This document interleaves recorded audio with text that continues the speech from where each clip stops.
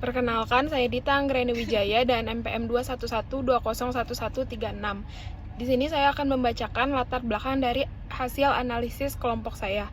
Latar belakang praktik Larangan praktik monopoli dan persaingan usaha tidak sehat diatur dalam Undang-Undang Nomor 5 Tahun 1999 tentang larangan praktik monopoli dan persaingan usaha tidak sehat. UU ini bertujuan untuk menciptakan pasar yang sehat dengan menghindari dominasi pasar oleh satu pihak yang dapat merugikan pihak lain, terutama konsumen. Seiring perkembangan ekonomi dan kebutuhan untuk penyesuaian regulasi, UU Cipta Kerja Nomor 11 Tahun 2020 dan peraturan-peraturan turunannya mengubah beberapa ketentuan terkait hukum persaingan usaha dan tata cara penanganannya. UU Cipta Kerja membawa sejumlah perubahan dalam berbagai sektor, termasuk di bidang persaingan usaha. Dalam hal ini, pengaturan persaingan usaha yang diatur dalam UU 05 Tahun 1999 tentang larangan praktik monopoli dan persaingan usaha tidak sehat dan Undang-Undang Nomor 20 Tahun 2008 tentang UMKM yang juga mengalami pembaharuan seiring dengan berlakunya PP dan peraturan komisi yang baru. Oleh karena itu, penting untuk mengkaji menganalisis kebaruan hukum yang terkait dengan UU Cipta Kerja serta tata cara penanganan perkara pelanggaran hukum persaingan usaha yang diatur oleh peraturan pemerintah dan peraturan komisi atau Perkom yang lahir dari implementasi dari UU tersebut. Perubahan-perubahan tersebut dilakukan dengan tujuan untuk menciptakan iklim usaha yang lebih kondusif, meningkatkan daya saing perekonomian nasional, dan mempermudah berusaha. Namun demikian, perubahan-perubahan juga perlu dianalisis secara mendalam untuk memahami implikasinya terhadap penegakan hukum persaingan usaha di Indonesia. Selanjutnya, lingkup kajian. Kajian ini akan difokuskan pada beberapa lingkup, yaitu 1. Pengaturan praktik monopoli dan persaingan usaha tidak sehat dalam UU Cipta Kerja. Kajian ini akan mencakup perubahan atau penambahan ketentuan dalam Cipta Kerja yang berkaitan dengan pengaturan praktik monopoli dan persaingan usaha tidak sehat. 2. Lingkup substansi hukum persaingan usaha yang mengalami perubahan atau yang baru lahir yang diatur dalam PP dan Perkom. Identifikasi dan analisis terhadap peraturan pemerintah dan peraturan komisi atau Perkom yang lahir sebagai konsekuensi dari UU Cipta Kerja, serta perubahan-perubahan yang terjadi dalam substansi hukum persaingan usaha. 3. Peraturan pemerintah dan Perkom yang baru atau yang dicabut dengan berlakunya UU Cipta Kerja. Menganalisis peraturan pemerintah atau PP dan Perkom yang baru berlaku serta peraturan yang dicabut atau diubah. 4. Pengaturan dan substansi pembaharuan dalam tata cara penanganan pelanggaran hukum persaingan usaha. Menganalisis perubahan dalam tata cara penanganan pelanggaran hukum persaingan usaha termasuk perubahan prosedur, kewenangan badan pengawas, dan alasan pemberlakuan perubahan tersebut. Sekian materi yang saya sampaikan, selanjutnya akan disampaikan oleh teman saya. Assalamualaikum warahmatullahi wabarakatuh. Perkenalkan, nama saya Safa Puja Esfahan dengan NPM 21120111430. Di sini saya akan mempresentasikan kajian dan analisis dari kelompok kami. Yang pertama, pengaturan praktik monopoli dan persaingan usaha tidak sehat dalam Undang-Undang Cipta Kerja. Undang-Undang Cipta Kerja mengakomodasi beberapa perubahan penting dalam pengaturan praktik monopoli dan persaingan usaha melalui revisi pada Undang-Undang Nomor 5 Tahun 1999 tentang larangan praktik monopoli dan persaingan usaha tidak sehat. Ada beberapa poin penting, yaitu yang pertama, penegakan hukum. Di Undang-Undang Cipta Kerja mengurangi peran serta otoritas Komisi Pengawasan Persaingan Usaha atau KPPU dalam beberapa aspek. KPPU fokus pada penegakan hukum administratif daripada tindak pidana. Selanjutnya ada kemudahan berusaha. Undang-Undang Cipta Kerja ini memberikan perhatian pada UMKM dengan bertujuan untuk melindungi dan mengembangkan usaha mikro, baik itu kecil maupun menengah. Undang-undang ini memberi kemudahan bagi pelaku usaha termasuk dalam perizinan dan penataan sektor usaha. Namun hal ini masih menimbulkan kekhawatiran bahwa dari kemudahan ini dapat menurunkan pengawasan terhadap praktik monopoli dan persaingan usaha yang tidak sehat. Selanjutnya ada menyederhanakan regulasi. Beberapa regulasi terkait persaingan usaha disederhanakan untuk mendukung kemudahan berbisnis. Hal ini meliputi pengurangan birokrasi dan persyaratan administrasi yang dirasa memberatkan. Selanjutnya yang terakhir ada peningkatan peran KPPU. Meski ada pengurangan dalam beberapa aspek, KPPU ini masih memiliki peran penting dalam mengawasi dan menindaklanjuti pelanggaran. KPPU ini diharapkan bisa beradaptasi dengan perubahan ini dan tetap efektif menjalankan tugasnya. Selanjutnya ada Yang kedua, lingkup substansi hukum persaingan usaha yang mengalami perubahan atau baru lahir diatur dalam PP atau Perkom. Dalam kerangka Undang-Undang Cipta Kerja, beberapa aspek hukum persaingan usaha mengalami perubahan substansial, dan hal ini diatur lebih lanjut dalam peraturan pemerintah atau PP dan peraturan Komisi Pengawas Persaingan Usaha yaitu Perkom. Yang pertama ada penataan dan pengawasan pasar. Diatur dari Pengaturan Pemerintah atau PP nomor 44 tahun 2021 tentang penyelenggaraan penilaian dampak persaingan usaha, mengatur tentang prosedur penilaian dampak persaingan usaha. Regulasi ini menggantikan kebutuhan untuk penilaian dampak dalam beberapa faktor sektor yang dianggap terlalu membatasi. Penilaian dampak ini lebih difokuskan pada sektor-sektor strategis dan masalah-masalah tertentu yang berpotensi mengganggu persaingan usaha. Selanjutnya ada Perkom nomor 1 tahun 2021 tentang pedoman penilaian terhadap perjanjian dan praktik usaha yang mengandung unsur monopoli dan persaingan usaha tidak sehat. Perkom ini memberikan panduan lebih spesifik mengenai penilaian praktik usaha, termasuk kriteria untuk menentukan adanya pelanggaran. Yang kedua ada penyederhanaan prosedur perizinan. Itu diatur dari PP nomor 5 tahun 2021 tentang penyelenggara perizinan berusaha. PP ini menyederhanakan proses perizinan untuk mempermudah proses bisnis, meskipun bertujuan untuk mengurangi birokrasi. Ini juga berpotensi mengurangi pengawasan terhadap praktik persaingan usaha yang tidak sehat, dan diatur juga di Perkom nomor 3 tahun 2021 tentang tata cara pengajuan dan penyelesaian pengaduan khusus persaingan usaha. Peraturan ini memperjelas dan menyederhanakan prosedur pengaduan yang diharapkan meningkatkan responsivitas dan efisiensi KPPU dalam menangani laporan pelanggaran. Yang ketiga ada revisi kriteria dan penegakan hukum yang diatur dari PP nomor 10 tahun 2021 tentang penegakan hukum persaingan usaha yang merinci prosedur dan sanksi bagi pelanggaran persaingan usaha. PP ini memperjelas sanksi administratif dan memberikan KPPU wewenang tambahan untuk melakukan penegakan hukum. Selanjutnya diatur juga di Perkom nomor 6 tahun 2023 tentang pencabutan Perkom nomor 1 tahun 2019 tentang tata cara penanganan perkara praktik monopoli dan persaingan usaha tidak sehat. Selanjutnya ada pengajuan keberatan atas putusan KPPU. Salah satu perubahan utama adalah dalam hal mekanisme pengajuan dan keberatan terhadap putusan KPPU sebelum pelaku usaha yang keberatan terhadap putusan KPPU dapat mengajukan keberatan ke pengadilan negeri. Namun berdasarkan Undang-Undang Cipta Kerja, proses ini harus diajukan langsung ke pengadilan niaga yang diharapkan dapat mempercepat penyelesaian kasus ini. Dan diatur juga di PP nomor 44 tahun 2021 juga menjelaskan tata cara pengajuan keberatan terhadap putusan KPPU dan peran pengadilan niaga dalam proses ini. Sekian dari saya, bisa dilanjutkan oleh teman saya. Terima kasih.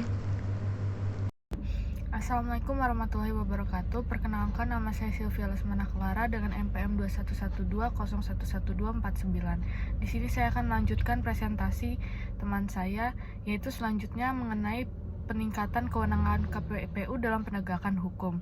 Dalam peraturan PP nomor 44 tahun 2021 tentang pelaksanaan pelanggaran praktek monopoli dan persaingan usaha memberikan kewenangan pada KPPU dalam melakukan pengawasan, penyelidikan, dan penerapan sanksi administrasi yang lebih rinci. Selanjutnya yaitu peraturan KPPU nomor 1 tahun 2019 tentang tata cara penanganan perkara di KPPU yang tetap berlaku namun tetap harus menyesuaikan dengan ketentuan UU Cipta Kerja. Selanjutnya yaitu tentang pengaturan merger, akuisisi, dan konsolidasi usaha, yaitu peraturan KPPU nomor 3 tahun 2021 tentang penilaian terhadap penggabungan, peleburan, atau pengembalian perusahaan yang dapat menyebabkan praktek monopoli dan atau persaingan usaha tidak sehat, mengatur tata cara pelaporan dan penilaian merger oleh KPPU. Yang selanjutnya yaitu pengaturan pemerintah atau peraturan Komisi Pengawasan Persaingan Usaha yang baru atau yang dicabut dengan berlakunya Undang-Undang Cipta Kerja. Undang-Undang Cipta Kerja merupakan regulasi yang bertujuan untuk menyederhanakan atau merampingkan berbagai peraturan perundang-undangan yang berkaitan dengan dunia usaha di Indonesia. Hal ini mempengaruhi perubahan yang signifikan dalam regulasi di berbagai sektor, termasuk hukum persaingan usaha. UU Cipta Kerja telah mengalami beberapa perubahan signifikan sejak disahkan pertama kali. Undang-Undang Cipta Kerja terbaru saat ini adalah Undang-Undang Nomor 6 Tahun 2023 tentang penetapan peraturan pemerintah pengganti Undang-Undang atau Perpu Nomor 2 Tahun 2022 tentang Cipta Kerja menjadi undang-undang. Undang-undang ini mulai berlaku pada 31 Maret 2023. Dengan berlakunya Undang-Undang Cipta Kerja ini, terdapat beberapa peraturan pemerintah dan peraturan Komisi Pengawasan Persaingan Usaha atau Perkom baru lahir, sementara beberapa PP atau Perkom lama dicabut atau diubah. Peraturan pemerintah atau Perkom yang baru diantaranya yaitu pertama, PP nomor 44 tahun 2021 tentang penyelenggaraan penilaian dampak persaingan usaha. PP ini memiliki fungsi dan tujuan yaitu mengatur tata cara penilaian dampak persaingan usaha yang lebih berfokus pada sektor-sektor strategis dalam masalah spesifik, mempermudah proses evaluasi dampak persaingan tanpa mengabaikan pengawasan terhadap sektor-sektor yang berpotensi menyebabkan monopoli atau praktik tidak sehat. Selanjutnya yaitu Perkom nomor 3 tahun 2021 tentang penilaian terhadap penggabungan, peleburan atau pengambil alihan perusahaan yang dapat menyebabkan praktek monopoli dan atau persaingan usaha tidak sehat. Peraturan ini mengatur tentang tata cara pelaporan merger atau akuisisi, termasuk proses analisis dampak dari tindakan tersebut terhadap persaingan usaha. KPPU akan melakukan evaluasi dampak ekonomi dan pasar sebelum memberikan persetujuan. Selanjutnya yaitu terkait Perkom nomor 3 tahun 2023 tentang pencabutan peraturan Komisi Pengawasan Persaingan Usaha nomor 1 tahun 2019 tentang tata cara penanganan perkara praktik monopoli dan persaingan usaha tidak sehat. Peraturan ini baru dikeluarkan karena Perkom nomor 1 tahun 2019 sudah tidak sesuai dengan perkembangan peraturan perundang-undangan dan kebutuhan praktik penegakan hukum. Selanjutnya yaitu Peraturan Pemerintah nomor 5 tahun 2021 tentang penyelenggaraan perizinan berusaha berbasis resiko. PP ini mengatur mengenai perizinan berusaha berdasarkan tingkat risiko kegiatan usaha. Assalamualaikum warahmatullahi wabarakatuh. Nama saya Fitri Aulandari, NPM 21120111471, akan melanjutkan presentasi dari hasil diskusi kelompok kami. Nomor 5, Peraturan Pemerintah Nomor 7 Tahun 2021 tentang kemudahan, perlindungan, dan pemberdayaan koperasi dan usaha mikro, kecil, dan menengah. Yang keenam, Peraturan Pemerintah Nomor 8 Tahun 2021 tentang modal dasar perseroan serta pendaftaran, pendirian, perubahan, dan pembubaran perseroan yang memenuhi kriteria untuk usaha mikro dan kecil. Peraturan Pemerintah Nomor 9 Tahun 2021 tentang perlakuan perpajakan untuk mendukung kemudahan berusaha. Bagian B, Peraturan Pemerintahan yang dicabut. Peraturan Komisi Pengawas Persaingan Usaha Nomor 1 Tahun 2019 tentang tata cara penanganan perkara praktik monopoli dan persaingan usaha tidak sehat.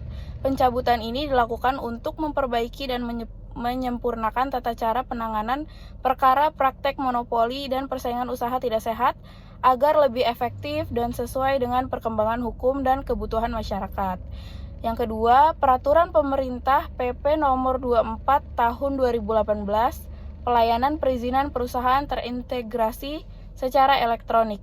PP ini dicabut dikarenakan perkembangan usaha yang cepat, terdapat beberapa evaluasi dan perbaikan menyesuaikan keadaan yang ada. PP Nomor 24 Tahun 2018 kemudian digantikan oleh beberapa peraturan pemerintah yang baru, terutama PP Nomor 5, 6, 7, 8, 9, dan 10 Tahun 2021. Peraturan-peraturan ini secara umum memiliki tujuan yang sama, yaitu untuk menciptakan iklim investasi yang lebih baik dan memudahkan pelaku usaha. Yang ketiga, pengaturan dan substansi pembaharuan dalam tata cara penanganan pelanggaran hukum persaingan usaha. Ada dua cara. Yang pertama, UU Cipta Kerja memberikan kewenangan yang lebih luas bagi KPPU dalam hal yang pertama, memeriksa dan menyelidiki penyelenggaraan. KPPU memiliki kewenangan penuh dalam memulai penyelidikan, memanggil saksi, meminta data dan informasi dari pelaku usaha, serta melakukan investigasi mendalam atas dugaan pelanggaran hukum persaingan usaha. Pemberian sanksi administratif, KPPU dapat memberikan sanksi administratif yang lebih tegas. Termasuk pemberian sanksi administratif, KPPU dapat memberikan sanksi administratif yang lebih tegas, termasuk denda administratif yang lebih besar hingga pencabutan izin usaha bagi pelaku yang terbukti melakukan pelanggaran. KPPU dapat langsung menindaklanjuti laporan dugaan pelanggaran dengan proses penyelidikan tanpa harus melalui prosedur yang berbelit sehingga mempercepat penanganan kasus. B. Perubahan tata cara pengajuan gugatan atau banding sebelum diberlakukannya UU Cipta Kerja. Pelaku usaha yang tidak puas dengan keputusan KPPU dapat mengajukan keberatan di pengadilan negeri, namun UU Cipta Kerja mengubah tata cara pengajuan keberatan dengan ketentuan sebagai berikut. Pengadilan niaga kini menjadi forum yang berwenang untuk menerima dan memutuskan keberatan terhadap putusan KPPU. Batas waktu yang lebih jelas, UU Cipta Kerja menetapkan batas waktu pengajuan keberatan dan proses penyelesaian di pengadilan niaga. D. Bagian kesimpulan. Kajian ini mengungkapkan bahwa UU Cipta Kerja membawa perubahan signifikan dalam pengaturan hukum persaingan usaha di Indonesia, termasuk dalam praktek monopoli dan persaingan usaha tidak sehat. UU Cipta Kerja mengakomodasi beberapa perubahan penting dalam pengaturan praktik monopoli dan persaingan usaha melalui revisi pada Undang-Undang Nomor 5 Tahun 1999 tentang larangan praktik monopoli dan persaingan usaha tidak sehat. Perubahan ini bertujuan untuk menciptakan lingkungan bisnis yang lebih kompetitif dan mendukung keberadaan UMKM. PP dan Perkom baru yang diterbitkan sebagai implementasi dari UU Cipta Kerja membawa pembaharuan dalam substansi hukum dan tata cara penanganan perkara. Pembaharuan ini mencakup prosedur penanganan pelanggaran yang lebih efisien dan kewenangan yang lebih jelas bagi badan pengawas. Implementasi kebijakan ini diharapkan dapat meningkatkan efektivitas pengawasan persaingan usaha dan memberikan perlindungan yang lebih baik bagi pelaku usaha di seluruh sektor. Sekian, terima kasih.